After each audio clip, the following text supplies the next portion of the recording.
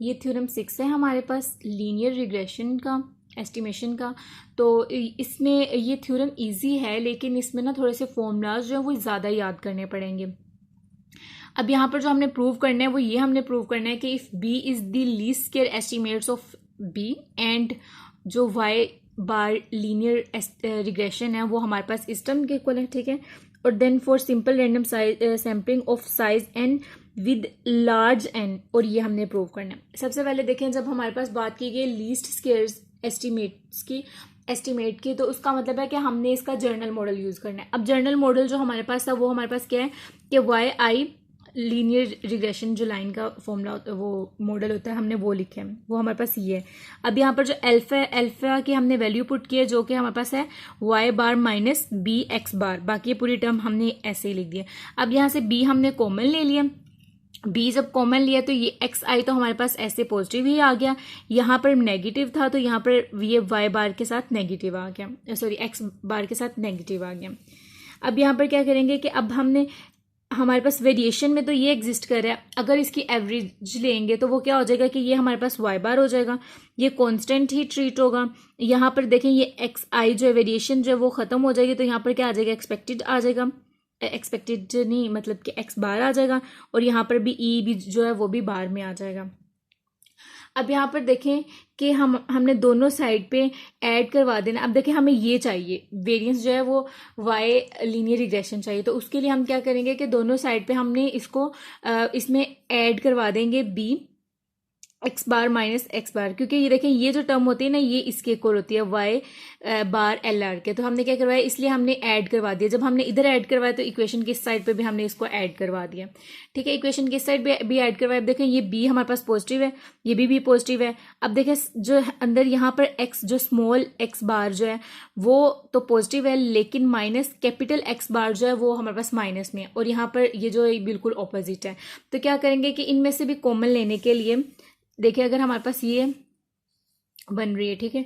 अब यहाँ से देखें कि हमने अगर हम इसमें से माइनस कॉमन ले ले तो यहाँ पर कैपिटल जो एक्स बार है वो हमारे पास पॉजिटिव हो जाएगा और स्मॉल एक्स बार जो है नेगेटिव हो जाएगा। अब यहाँ से देखें माइनस भी ये यहाँ पर लिख दिया, ये भी यहाँ पर लिख दिया, तो ये एक कॉमन आ जाएगा और बाकी ये आ जाएगा, तो ये इसके दो फैक्टर बन जाएंगे।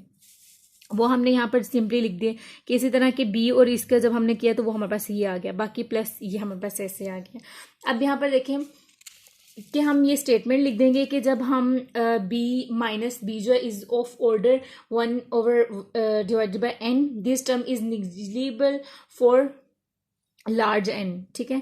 तो जब ये हमारे पास निग्लिजिबल होगी तो उसके लिए क्या होगा कि ये हमारे पास स्टेटमेंट जो हो जाएगी वो कट आउट हो जाएगी, ये वाली जो टर्म है ये खत्म हो जाएगी, ठीक है। अब बाकी जो रिमेनिंग पार्ट रह जाएगा वो हमारे पास ये और ये रह जाएगा, ठीक है। तो अब यहाँ से अगर हम ई निकाले तो वो क्या होगा, ये टर्म इधर आ जाएगी, तो ये ई आ गया हमारे पास। दोनों साइड पे स्केयर लिया, जब दोनों साइड पे स्केयर लिया और फिर उसके बाद एक्सपेक्टेशन अप्लाई की तो वो सिंपली ऐसे ही आ गई। अब यहाँ पर देखिए हम यहाँ का इसका फॉर्मूला लिखेंगे। इसका फॉर्मूला हमारे पास क्या होता है कि अब देखिए वेरिएंस अगर एरर का हम लें, ठीक है, तो वो हमारे ई बार कह लें, ठीक है। ई बार का लें तो वो क्या होता है, ई बार का अलग से स्केयर माइनस और इसके साथ इसकी जो एक्सपेक्टेड वैल्यू होती है उसका स्केयर, ये वाली टर्म तो जीरो होती है। तो इसका मतलब कि वेरिएंस ई बार जो है वो हमारे पास सिस्टम के इक्वल है। तो हम क्या करेंगे, इसकी जगह सिंपली हम वेरिएंस पुट कर देंगे, ठीक है। अब वेरिएंस ई जो बार है इसका फॉर्मूला हमारे पास ये होता है, इसकी जगह हमने सिर्फ इसका फॉर्मूला पुट किया। यहाँ पर हमने वी ई आई का फॉर्मूला रिप्लेस किया जो कि हमारे पास इसके इक्वल होता है, इस पूरी टर्म के इक्वल होता है, ठीक है, वो हमने रिप्लेस कर दिया। अब यहाँ पर हम देखें जब हमारे पास समेशन अप्लाई होगा ई आई पे तो वो तो इस तरह ही आएगा, लेकिन जब इसके ऊपर अप्लाई होगा तो वो हमारे पास जीरो आ जाएगी, इसलिए वो हमने यहाँ पर नहीं लिखा। अब ई आई की यहाँ पर हम वैल्यू पुट करेंगे।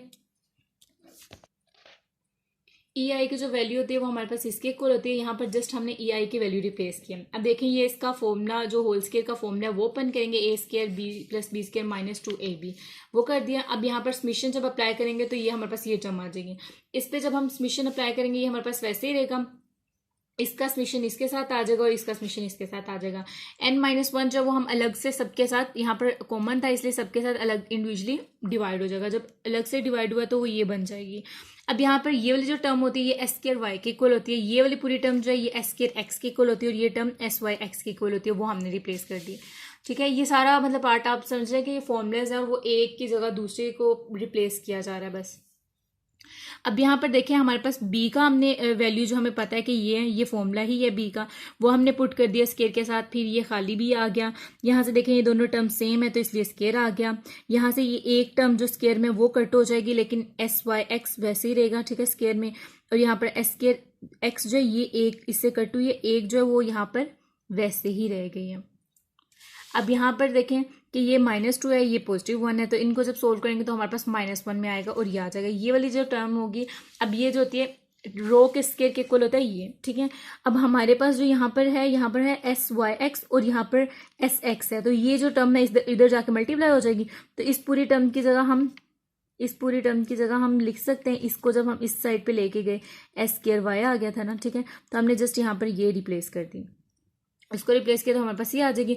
यहाँ से एस स्केयर वाई लिया तो हमारे पास ये आ गया। यही हमने इसमें प्रूव करना था कि वेरिएंस जो लीनियर रिग्रेशन का है वो हमारे पास इसके इक्वल आता है।